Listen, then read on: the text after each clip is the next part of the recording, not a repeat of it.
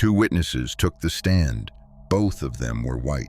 The suspect was black. They said it was definitely him, but they were 50% more likely to be wrong, because cross-racial identification is one of the most dangerous traps the human brain has ever produced. This is not racism. This is a brain error. Research on the cross-race effect shows that people make about 50% more mistakes when identifying faces from another race. In a courtroom, that error is deadly, because juries judge a witness's intention, not the biological limits of the brain. This video is not about a single wrongful conviction. This video is about how implicit bias destroys witness reliability without anyone noticing. In the rest of this video, you'll see how a man was convicted despite 9 alibi witnesses, and why the cross-race effect is an invisible killer. And your brain makes the same mistake. Common sense tells us this. A face is a face. Everyone sees faces the same way. Neuroscience shows this is completely false. The cross-race effect, also known as own race bias, means the brain processes faces from other races categorically, not individually. Dr. Christian Meisner's meta-analysis reviewed 56 studies. The result was clear. People make about 50% more errors when identifying faces from another race. A white witness misidentifies a black face at nearly twice the rate of a white face. The same pattern works in reverse. Black witnesses misidentify white faces. Asian witnesses misidentify Hispanic faces. This has nothing to do with intent. It has everything to do with exposure. From childhood, the brain sees faces from its own group far more often.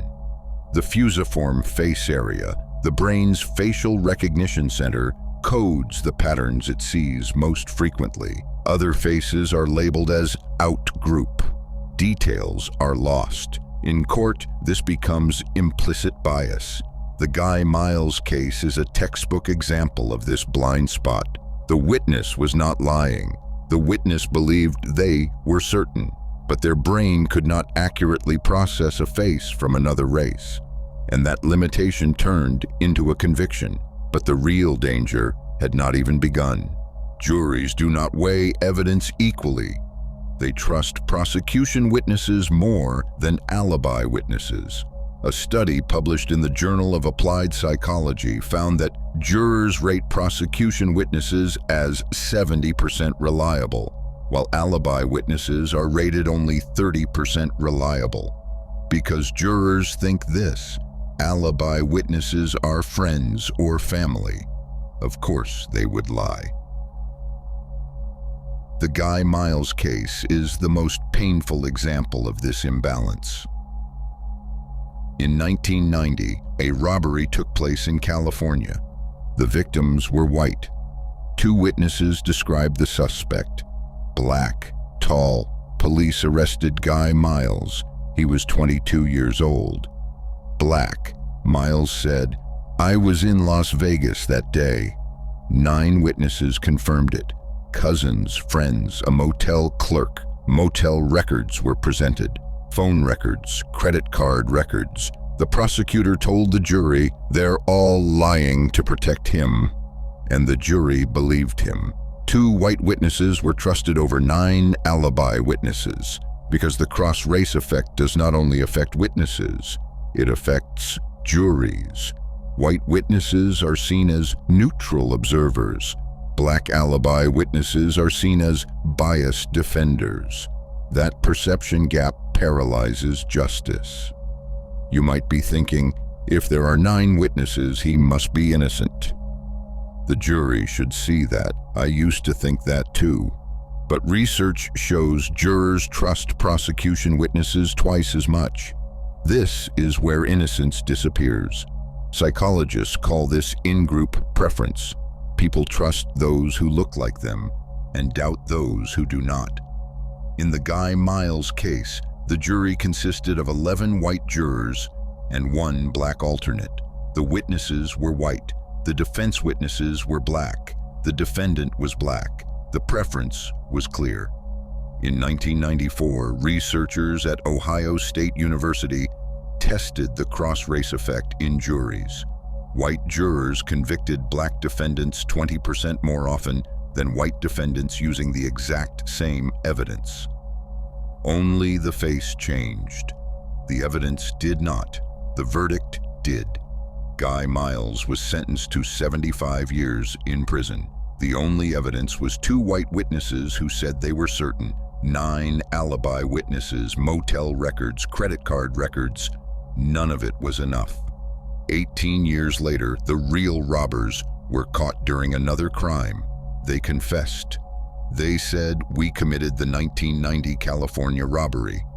DNA testing followed. Guy Miles's DNA was not present. In 2008, he was released. 18 years were stolen because 2 brains could not process a face from another race. And the jury was never told the cross-race effect even existed. In 1990, a robbery, California. 2 white victims said, "A tall black man." Police showed photographs. They chose Guy Miles. Definitely him. Miles was 22. He said, "I was in Las Vegas that day. My cousin was getting married." 9 witnesses testified. Family, friends, a motel employee. Motel records were shown. Credit card records, phone records. The prosecutor said, "They're all lying." The jury believed him because the jury was white. The witnesses were white, and the defendant was black. In 1993, Guy Miles was convicted, up to 75 years in prison. In 2006, another robbery occurred. 2 men were arrested. 1 confessed. "We committed the 1990 robbery too." DNA testing followed. Guy Miles's DNA was absent. In 2008, the California Innocence Project reopened the case. The conviction was overturned. Guy Miles walked free. He had spent 18 years in prison. He later said, "9 people testified for me, but 2 white witnesses were stronger. The witnesses were wrong, but the jury did not know about the cross-race effect." 18 years were erased from a man's life because the brain processes other race faces as categories, not individuals. The brain is blind to faces from other races. Alibi witnesses become invisible. And the cross-race effect, with a 50% error rate, is one of the most dangerous biases we have. The failure is not ignorance. It is the brain's evolutionary preference for its own group. If, while watching this video, you thought, "I'm good at recognizing faces from other races," this is exactly the problem. The cross-race effect works without awareness. To see how the system ignores this blind spot piece by piece, subscribe. This autopsy is complete.